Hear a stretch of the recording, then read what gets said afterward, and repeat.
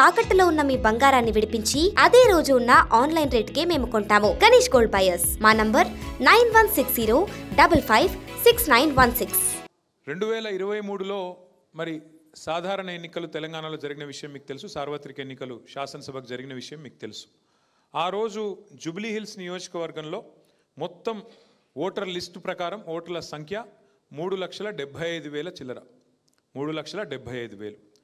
మరి ఇప్పుడు 2025లో అనుకోకుండా మాగంటి గోపీనాథ్ గారి అకాల మరణంతో వచ్చిన ఈ ఉప ఎన్నికల్లో 2 ఏళ్ళు కూడా తిరగకుండానే మరి దాదాపు 23,000 ఓట్లు పెరిగినాయని చెప్పి ఈరోజు ఎన్నికల కమిషన్ చెప్తా ఉంది. 23,000 ఓట్లు పెరిగినాయని చెప్తా ఉన్నారు. ఇంకా ఒక ఇంపార్టెంట్ విషయం ఏంటంటే 23,000 ఓట్లు పెరిగినాయని చెప్తున్నారు, 12,000 ఓట్లు డిలీట్ చేసామని చెప్తున్నారు. అంటే ఓవరాల్గా చూసుకుంటే ఎంత పెరిగిందో దాన్ని బట్టి మీరు అంచనా వేయవచ్చు. కానీ వారు చెప్తున్నది మొత్తం లేటెస్ట్ లిస్ట్ ప్రకారం 3,98,000 ఓట్లు, అంటే దాదాపు 4 లక్షల ఓట్లు ఉన్నాయని చెప్తున్నారు. గతం కంటే దాదాపు 23,000 ఓట్లు పెరిగినాయి. 12,000 తీయంగా మరి ఇంకా 23,000 ఓట్లు పెరిగినాయని చెప్పి ఎన్నికల కమిషన్ లేటెస్ట్ లిస్ట్ ప్రకారం చెప్తున్నారు. మరి ఇంత సడన్ స్పైక్ అంటే చాలా అసాధారణమైన స్పైక్ అది. 23,000 ఓట్లు పెరగడం ఒకటే కాన్స్టిట్యున్సీలో అంటే మరి చాలా పెద్ద ఎత్తున, అందులో 12,000 ఓట్లు తొలగించిన తర్వాత ఇంత అసాధారణమైన స్పైక్ ఎట్లా వచ్చింది, ఇంత ఒకటేసారి ఓట్ల సంఖ్య ఎట్లా పెరిగిందని మాకు అనుమానం వచ్చి అప్పుడు మేము ఎంక్వైరీ చేయడం మొదలుపెట్టాం. దానిలో మాకు ఏవేవైతే విషయాలు దొరికినాయో అవన్నీ కూడా మీతో చెప్పే ప్రయత్నం నేను చేస్తాను.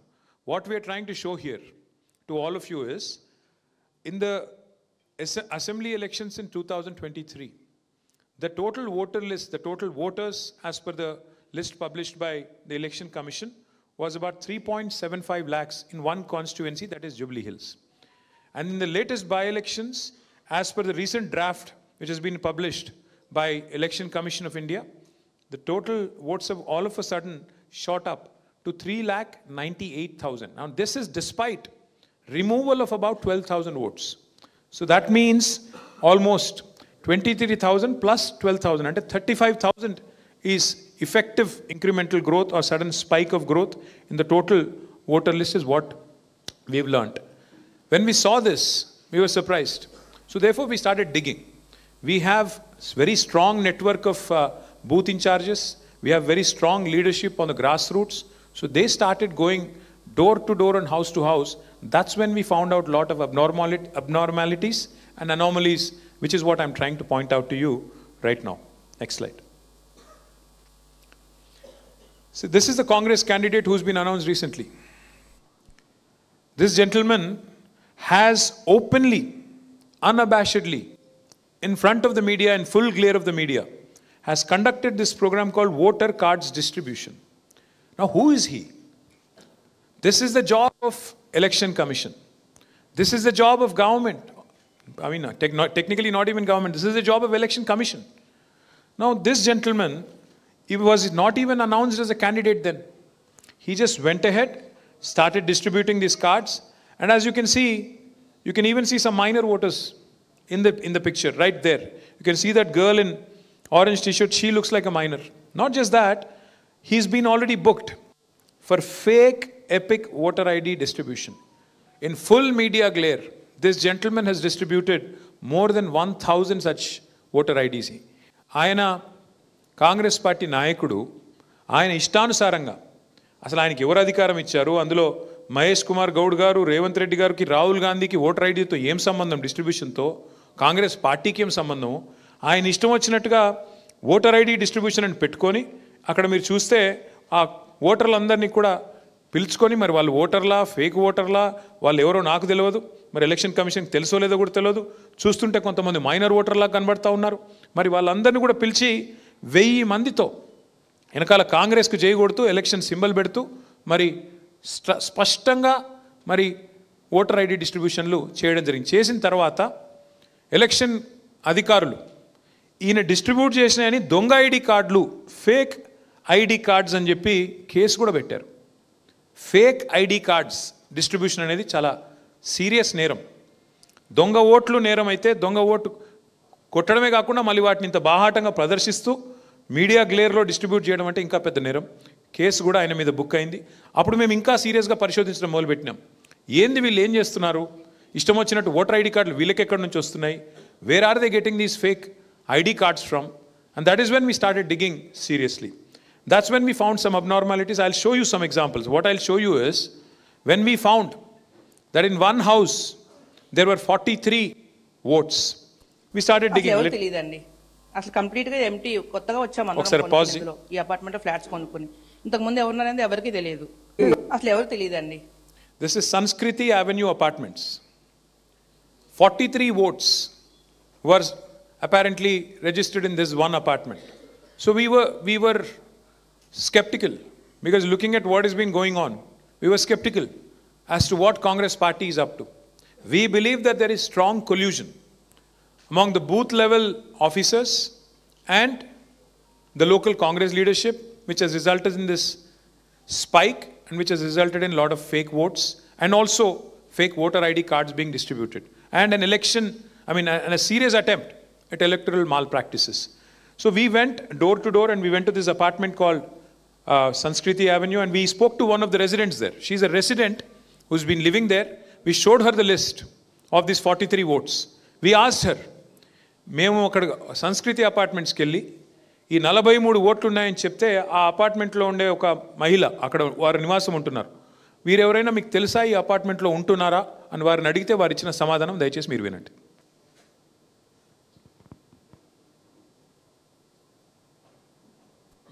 అసలు ఎవరు తెలియదండి, అసలు కంప్లీట్ గా ఎంటీ, కొత్తగా వచ్చాము అందరం కొనుక్కుని ఇందులో ఈ అపార్ట్మెంట్ ఫ్లాట్స్ కొనుక్కుని. ఇంతకు ముందు ఎవరున్నారనేది ఎవరికి తెలియదు. ఆల్మోస్ట్ 1.5 year నుంచి ఇది ఆక్యుపై అయింది. బిఫోర్ దట్ ఎవరున్నారు ఏంటనేది ఎవరికి ఇన్ఫర్మేషన్ తెలియదు. అందరూ నాన్ లోకల్ నుంచి వచ్చిన వాళ్ళమే, లైక్ ఈ సరౌండింగ్స్ నుంచి వచ్చిన వాళ్ళం అయితే కాదు. ప్రజెంట్ అయితే ఇక్కడ ఉన్న వాళ్ళు అయితే, ఈ లిస్ట్ లో ఉన్న వాళ్ళు అయితే ఎవరు లేరండి. సో ఎవరికి తెలియదు అపార్ట్మెంట్ లో ఈ బిల్డింగ్ ఉన్న వాళ్ళు. అండర్ కన్స్ట్రక్షన్ నుంచి చూసాం అందరూ, ఇక్కడ వచ్చిన వాళ్ళందరూ కూడా కన్స్ట్రక్షన్ లో ఉన్నప్పుడే వచ్చి చూసాం. బిఫోర్ దట్ ఏ ఇల్లు ఉన్నది ఎవరికి తెలియదు, ఎవరున్నారు అనేది కూడా తెలియదు. So, ఇది ఒక example. This is one example of Sanskriti Avenue Apartments where 43 voters, this was reported in media also. మీడియాలో కూడా ఇది రిపోర్ట్ చేయబడింది. 43 ఓట్లు ఒక ఇంట్లో. మరి ఇప్పుడు అక్కడ రెసిడెంట్ చెప్తున్నారు ఇక్కడ ఎవరూ లేరు, అయినప్పటికీ వీళ్ళ మొహాలు ఎవరో నాకు తెలియదు, నేను ఇక్కడే ఉంటున్నా, నాకైతే తెలియదు అని వారు చెప్తున్నారు. మాకు డౌట్ వచ్చింది, మరి ఇంకా ఇట్లాంటి ఎన్ని ఉన్నాయని చెప్పి. ఇంకొక చోట పోయాం, అక్కడ 21 ఓట్లు ఉన్నాయి ఒకటే ఇంట్లో ఉంటే అక్కడ పోయి చూస్తే 25 సంవత్సరాలు అయిందండి కేబుల్ ఆపరేటర్గా నేను చేయబట్టి. ఒక్క నిమిషం, ఇది ఒక్కసారి ఆపమ్మ. ఇది బూత్ నంబర్ 125, ఒకటే ఇంట్లో 23 ఓట్లు. మాకు డౌట్ వచ్చి మళ్ళీ అక్కడ పోయాం. ఇంటి ఓనర్ పేరు నారాయణ గారు. ఆ నారాయణ గారు ఆయన చెప్పిన మాట మాకు, మా పార్టీ కార్యకర్తలకి, ఈ 23 ఓట్లలో నాకు ఏ ఒక్కటి కూడా నాకు సంబంధం లేదు, నాకు తెలియదు, వీళ్ళు ఎవరో కూడా నాకు తెలియదు అని వారు చెప్పారు. అట్లాగే అక్కడ ఉండే కేబుల్ ఆపరేటర్ ఉన్నారు, అట్లాగే ఆ పక్కింట్లో ఉండే ఆయన ఉన్నారు. వాళ్ళిద్దరు వాయిస్ కూడా తీసుకున్నాము. వాళ్ళిద్దరు చెప్పి, ఆ కేబుల్ ఆపరేటర్ గారు చెప్పింది మొదటి నుంచి ప్లే చేయండి. ఆయన ఏరియాలో మొత్తం సంవత్సరాలు కేబుల్ ఆపరేటర్గా నేను చేయబట్టి కేబుల్ ఆపరేటర్గా చేస్తున్నాను. ఈ నారాయణ అనేటైనా మొన్న అంటే ఒక 15 years తర్వాత వచ్చాడు, ఇక్కడ కొనుక్కున్నాడు 60 గజాల ప్లేస్ అని. ఈయన బిల్డింగ్ పైన ఇన్ని ఓట్లు, వీళ్ళు 26 ఓట్స్ ఆయన తీశారు అంటే ఆయననే పరిశానలో ఉన్నాడు. ఇంకోటి ఆయన అడుగుతున్నాడు, అసలు నాకే తెలీదు ఈ ఓట్లు ఎట్లా వచ్చాయి. సో నారాయణ గారి ఇంట్లో ఓట్లు ఉంటే ఆయనకే తెలియదు, ఎలక్షన్ కమిషన్ మాత్రం 23 ఓట్లు ఉన్నాయని చెప్తుంది. ఆ 23 ఓట్లు ఎవరివో ఆ ఇంటి ఓనర్ కూడా తెలియదు. ఇది కేబుల్ ఆపరేటర్ గారు అక్కడ ఉన్నాయని చెప్తుంది. అది కూడా ప్లే చేయండి. ఇల్లు 80 గజాలది. ఇది G+3. నిన్న ఇదేమైందంటే లిస్ట్ తీసుకొని ఓనర్తో మాట్లాడితే ఓనర్ది ఒకటే ఓటు ఉంది, మిగతా రెంటర్స్ 2 ఉండే, ముగ్గురు, టోటల్ 3 ఓట్లు. ఈ మిగతా వాళ్ళు చూపెట్టిన ఇల్లు ఎవరెవరని అడిగితే ఓనర్ చెప్పి నాకు ఎవరు తెలియదు దీనిలోకి వెళ్ళి అడిగి చెప్పింది. ఓనర్ అడిగిన, మీరు గుర్తుపడతారా, మీ దగ్గర రెంట్కుంటున్నా ఉన్నారా ఇంతకుముందు తెలుసు అంటే, నాకు ఈ ముఖాలు ఎవరు తెలియదు, నేను ఫస్ట్ టైమే చూస్తున్నా. నేను ఫస్ట్ టైం చూస్తున్నా, నాకు ఎవరూ తెలియదు, వీళ్ళు ఎవరు కూడా తెలియదు, ఈ ఓట్లు అసలు లేదు, సంబంధం లేదు. Not a single voter who is registered in this house in booth number 125 is known to the owner. These are pretty much fake votes, non-existent votes, complete subversion of electoral process, complete collusion at the grassroots level between BLOs and Congress party leaders. I'll show you another example. Next. Now this is a classic example. So this is house number 118. This house belongs to a Congress leader. I did not want to name him and shame him, so I left it at that, but you can verify and inquire. House number 118, it belongs to a Congress leader. 32 fake votes. 32 fake votes in this one house. Now let me show you some interesting things here. See here, if you see, ఇక్కడ మీరు చూస్తే ఈ house number 118లో ఒక కాంగ్రెస్ లీడర్కి సంబంధించిన ఇల్లు ఇది. 32 fake ఓట్లు register అయినాయి. ఎవరెవరు ఉన్నారు ఇందులో అని చెప్పి మేము వాళ్ళ ఓటర్ ఐడి కార్డ్స్ కూడా తీసి చూసినాం. వీళ్ళెవరు ఏంటి ఇందులో ఉండే ఓటర్ లిస్ట్లో ఉండే పేరు. You should see something very interesting here. First example,